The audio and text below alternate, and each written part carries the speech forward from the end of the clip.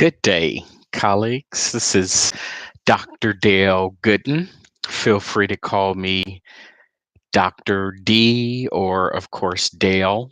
A little bit about myself. I received a Master of Business Administration with a concentration in Healthcare Services Management from the University of Laverne. That was back in 2011.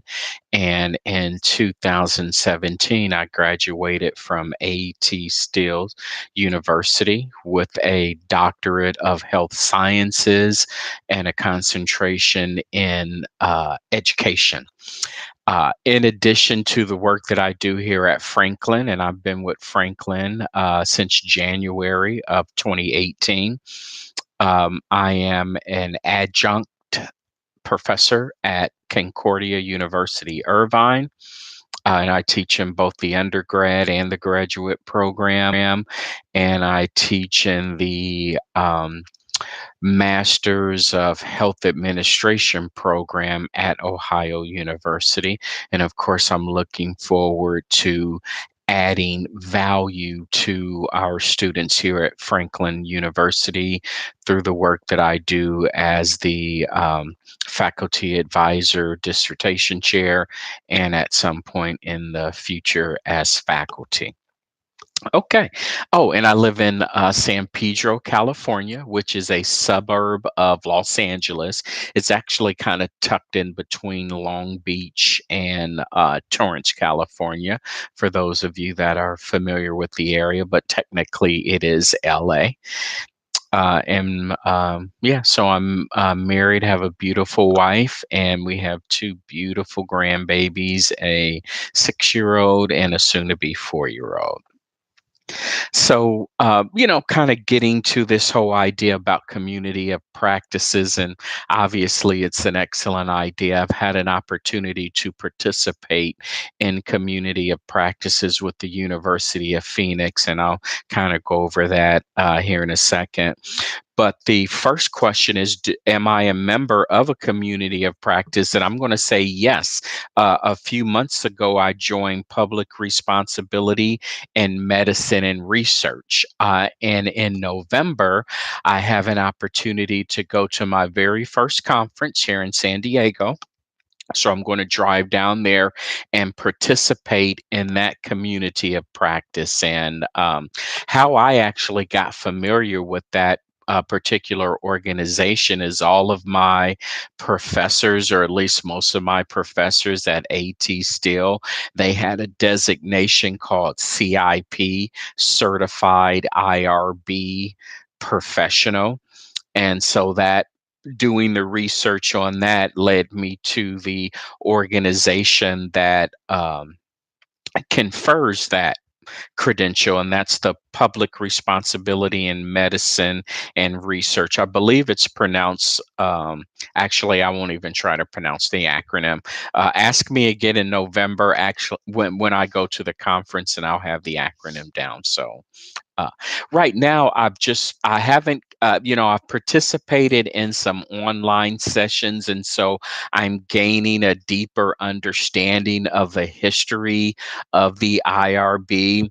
All of you know that going through the doctoral process, you learn a lot about the ethics, and you learn a lot about, some of the unethical research that have happened not only in this country, but in other countries such as Nuremberg.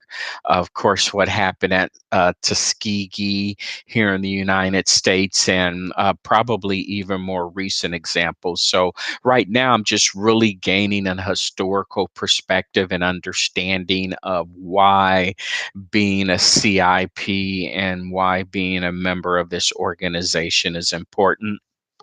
What I bring to the table is an intellectual curiosity, is an intellectual excitement, a subject matter expert in multiple fields in healthcare. And so right now, I feel that the best way that I can add value, particularly in my role at Franklin University, is to become an expert in the IRB, become an expert in the protocols, make sure that I understand what good research and good conduct looks like, both in medicine and research. And I really look forward to, after this initial conference that I'm going to in November, then I'm going to develop a study plan for myself to study up and get up to speed on the CIP. And at some point, perhaps in even late 2019 or at some point in 2020, I'm going to sit for that exam. And it's a national exam. I believe it's about 3 hours.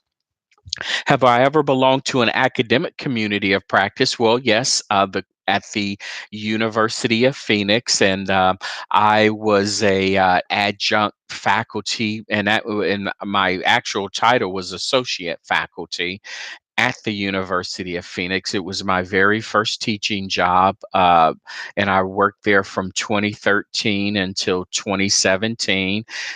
And I worked in the College of Professional Studies, taught both the undergrad and graduate programs, and I was also a campus faculty wait a minute, campus assessment faculty liaison, and basically I was responsible for academic assessments for my local campus here in Southern California, which consisted of about, I think, 6 or 7 campuses. But and to kind of make a long story short here, the accreditors, at the urging of the accreditors, we were asked to kind of ramp up the rigor and the robustness of the academic programs, obviously at the University of Phoenix. And so, one of the ways that the deans decided to do that was to create community of practices. However, they did it a little different, at least based on the research right now that I'm reading on Franklin University, where, if I'm understanding correctly, a community of practice is really kind of like what the public responsibility in medicine and research. It's a large organization. It isn't necessarily centered around a theme, if you will, and you've got a lot of different interests, a lot of different subject matters, and then people have various relationships as it relates to that community of practice. Well, the University of Phoenix was a little different. Our COP was gathered around a specific course. So I'll give you an example. Believe it was, let's say if we use uh, 435, I believe it was HCM 435, which was electronic health records. So this would have been an undergraduate class, 5 weeks long. And so the community of practice was all of the adjunct professors from across the country. We would have access to this portal, a tool that was provided by the University of Phoenix, and that served as a collaborative space for us to exchange ideas, talk about best practices, work on assignments, borrow.